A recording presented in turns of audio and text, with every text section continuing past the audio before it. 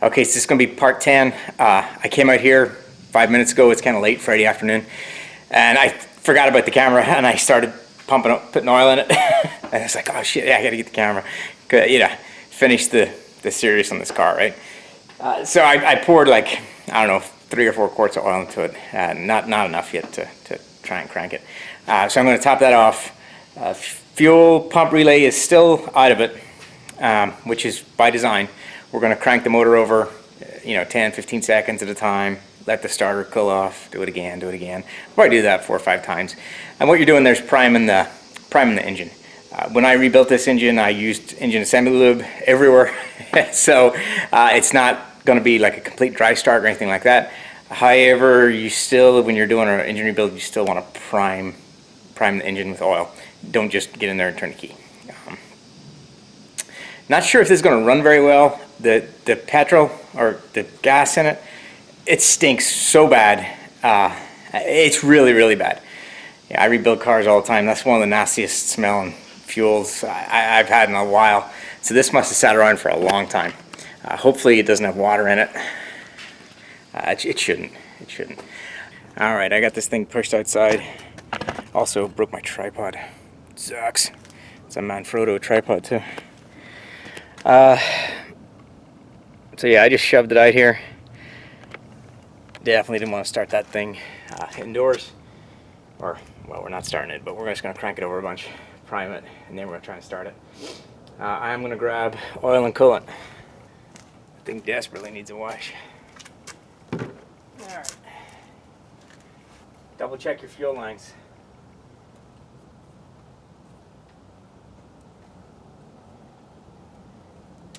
Fuel pump's disabled anyway, but for when we go to start it, it's always good practice.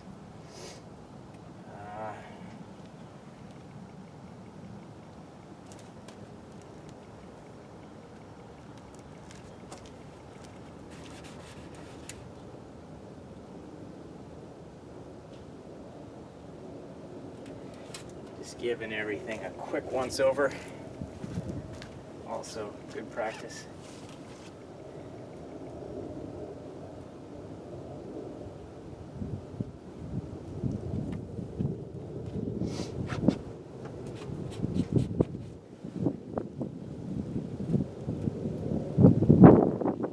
Let's crank it.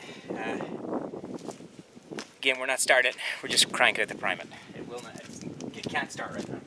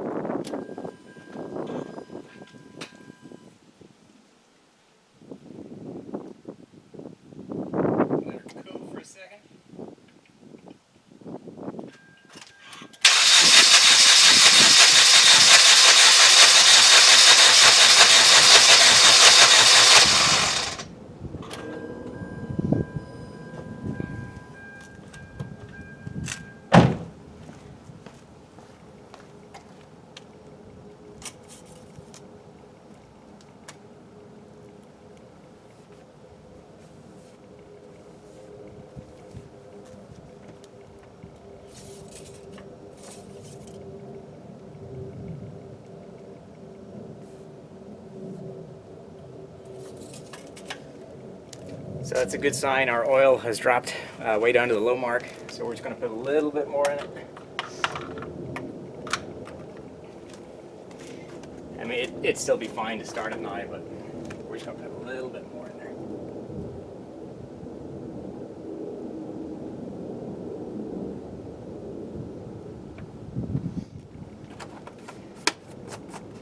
Just to be on the safe side.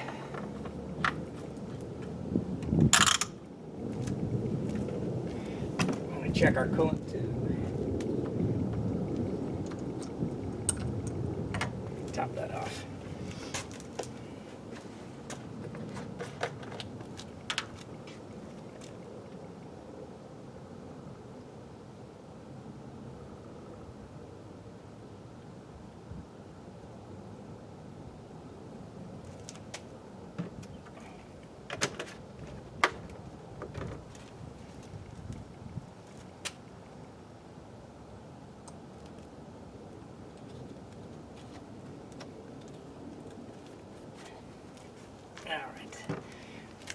put the fuel pump back in.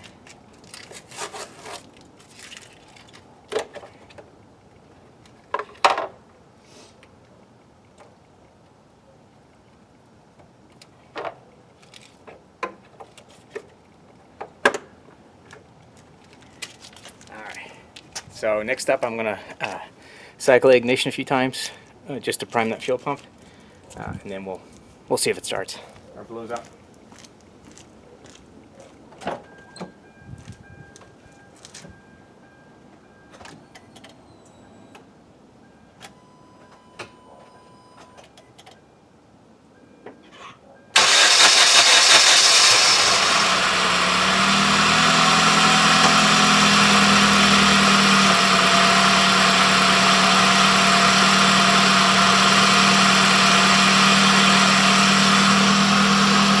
Remember I told you guys this thing was going to smoke?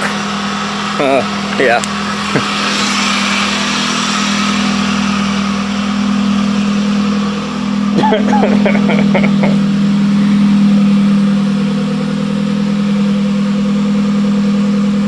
Now you see why I didn't want to do that inside. So that's all the cleaners I was using. Seafoam, ATF.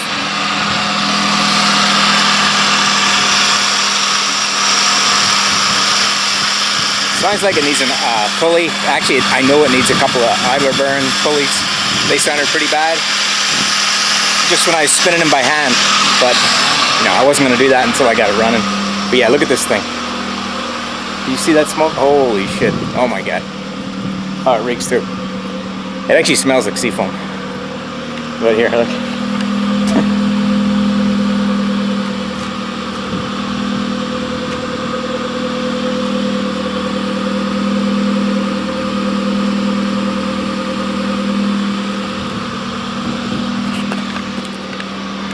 Not my first rodeo.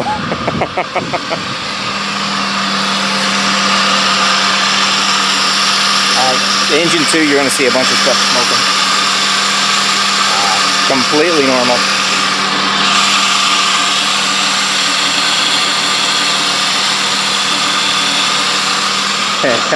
Look at that thing, holy shit.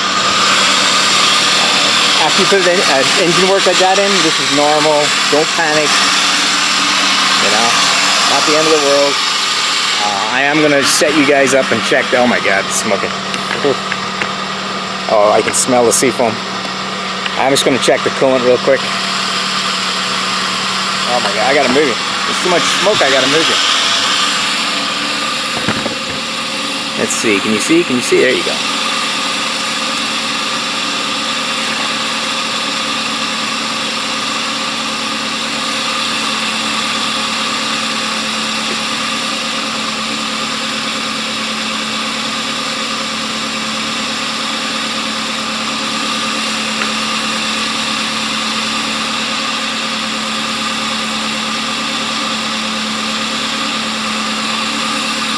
There's a couple little bubbles coming up there, not much.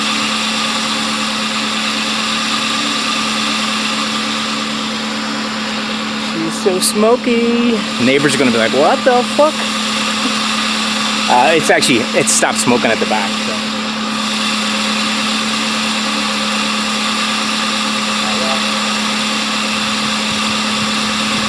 It hasn't stopped smoking, but it's not as bad. So the oil level is just above the low mark, which is totally fine. I'm doing an oil change on this thing. I'm gonna let it run for probably an hour or something, and then we're gonna do an oil change on it again. Coolant's good. It started right up, and as you saw, it smoked like crazy, right? That's why you don't want to do that indoors.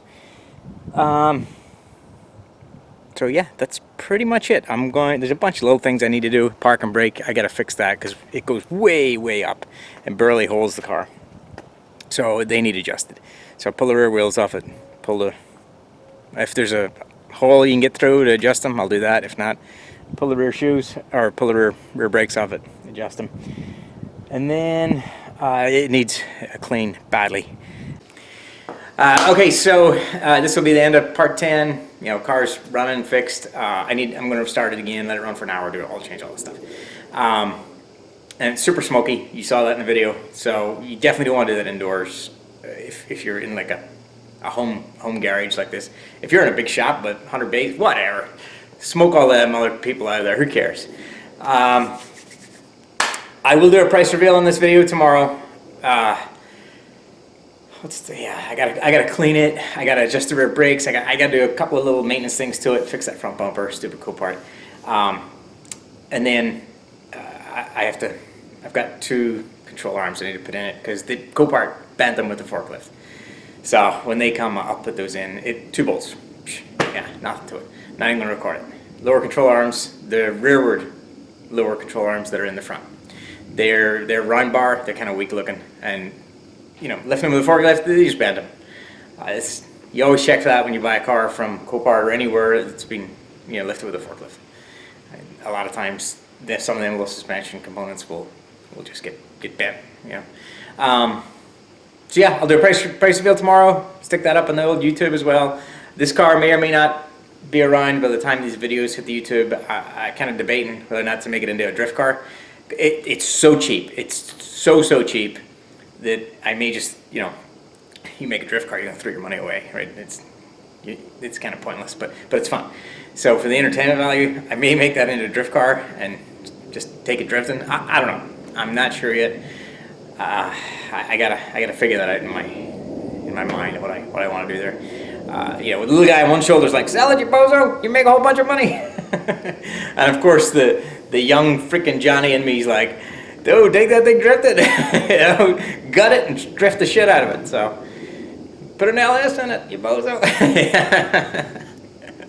So we'll see what happens there. So this will be the end of the repair piece on this car, and I'll do the pricing bit tomorrow. It does sound pretty sweet when it's running. I did notice when I had it all apart, like I spun the idler pulleys, and the bearings on 2 of them were really noisy. And I can hear them, but you close the hood, you're not gonna hear them. But I can hear them. I know they're there. I may grab the sizes and just order a couple of bearings. You're talking, you know, $20 for a couple of bearings. Press them in with that press right there. Press them in, press them out. It'll quiet that motor way down. But as far as like the actual engine itself, it sounds beautiful. Absolutely beautiful. So no ticking, no knocking, no leaks, no coolant leaks, no oil leaks, nothing. So we did a pretty good job.